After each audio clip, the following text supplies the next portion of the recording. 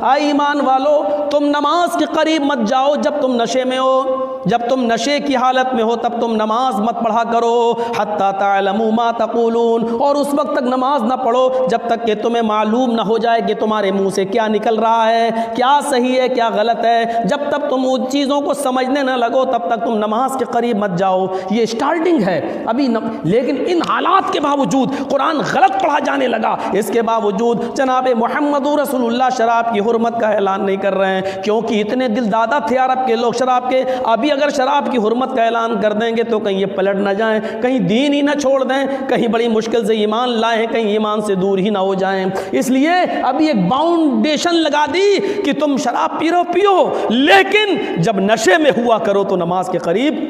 نہ جایا۔ مدینہ کا دور ہے، ایک انصاری صحابی چند صحابہ کی دعوت کر دیتے ہیں کھانے کی، جس میں حضرت علی بھی شامل ہیں، عبد الرحمن ابن عوف رضی اللہ تعالیٰ عنہ بھی شامل ہیں، اور چند صحابہ کی دعوت کر دیتے ہیں۔ کھانا کھانے کے بعد شراب کا دور چلتا ہے،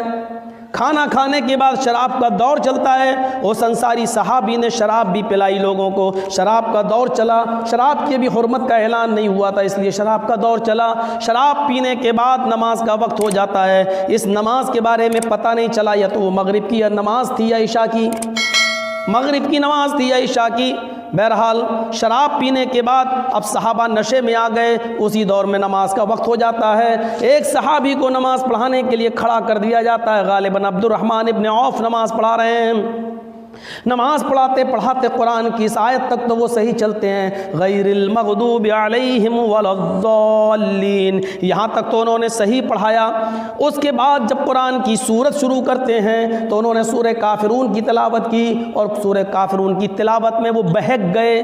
نشے میں تھے، اس کو غلط پڑھنے لگے۔ قل یا ایھا الکافرون لا اعبد ما تعبدون، قرآن کی آیت کی جگہ انہوں نے یہ پڑھ دیا، قل یا ایھا الکافرون نحن نعبد ما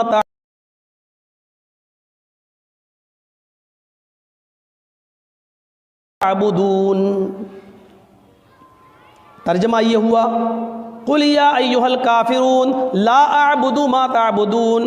اے نبی کہہ دو اے کافرو، لا اعبد ما تعبدون، میں ان کی عبادت نہیں کرتا جن کی تم کرتے ہو، میں ان خداؤں کو نہیں پوجتا جن کو تم پوجتے ہو۔ ترجمہ یہ ہوا، لیکن انہوں نے شراب کے نشے میں دھت ہو کر یہ آیت پڑھ دی، قل یا ایھا الکافرون نحن نعبد ما تعبدون، اے کافرو ہم بھی ان خداؤں کی عبادت کرتے ہیں جن کی تم کرتے ہو، ہم بھی ان خداؤں کو پوجتے ہیں جن کو تم پوجتے ہو۔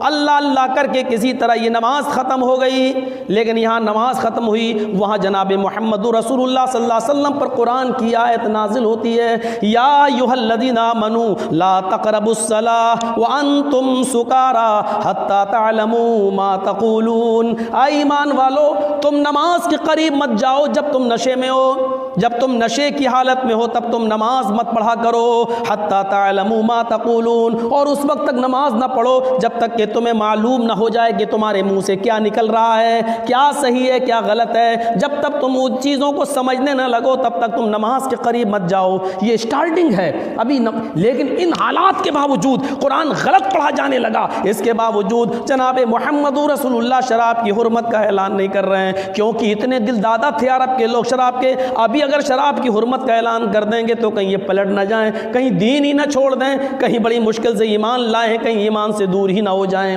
اس لیے ابھی ایک باؤنڈیشن لگا دی کہ تم شراب پیو لیکن جب نشے میں ہوا کرو تو نماز کے قریب نہ جایا کرو، نماز مت پڑھا کرو، یہاں تک کہ جب تم جو بول رہے ہو وہ تم سمجھنے نہ لگو، جو تمہارے منہ سے نکل رہا ہے اس کو تم سمجھنے نہ لگو، اس وقت تک تم نماز کے قریب مت جاؤ۔ حتی تعلموا ما تقولون، یہاں تک کہ تمہیں علم ہو جائے کہ کیا تمہارے منہ سے نکل رہا ہے، تب تم نماز کے لیے جاؤ۔ لیجئے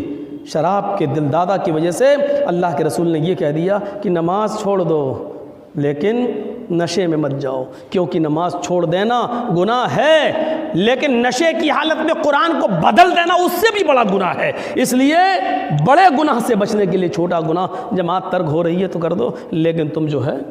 نشے کی حالت میں جب ہو تو نماز کے قریب مت جاؤ۔